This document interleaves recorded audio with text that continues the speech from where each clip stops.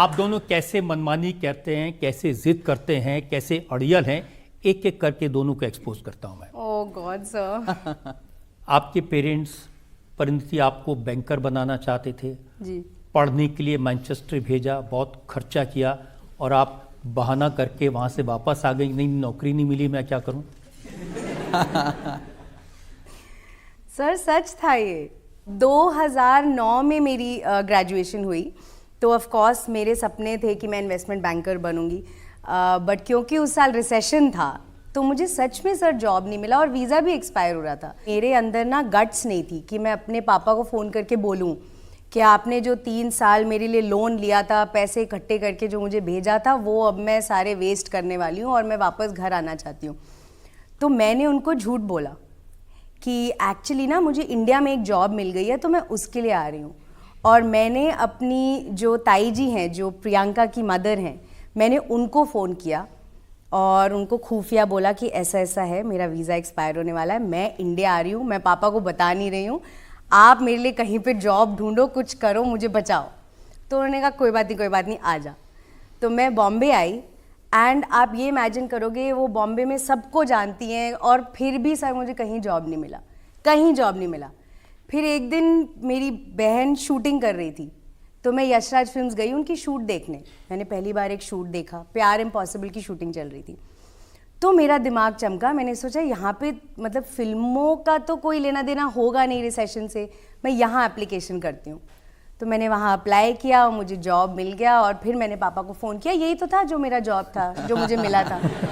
तो आज तक पापा को, मतलब आज अब पता है सच, बट पापा को मैं नहीं बता पाई, मैं उनका दिल नहीं तोड़ना चाहती थी उस समय। लेकिन मन में सपने नहीं थे, प्रियंका को देख करके ख्वाब नहीं था कि मैं भी बहन की तरह स्टार बनूं?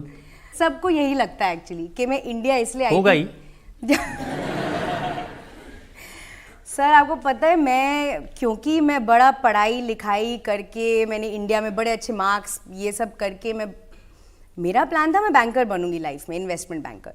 मुझे लगता था ये जो बॉलीवुड वाले हैं ना, ये बड़ा आसान सा कुछ काम करते हैं, एक्टर्स होते हैं, छतरी के नीचे खड़े रहते हैं, 2 लाइन उनको बोलनी पड़ती है और बस फिर घर चले जाते हैं, बहुत पैसे कमाते हैं, इनकी तो बड़ी ऐश है।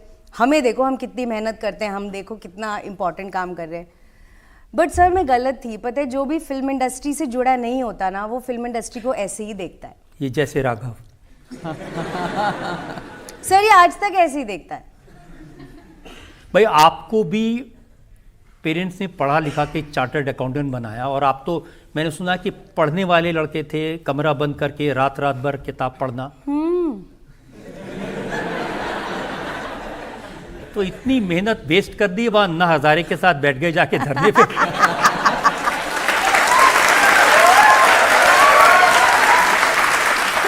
देखिए सर, सच्चाई तो ये है कि मैं भी इनकी तरह कुछ और करना चाहता था ज़िंदगी में।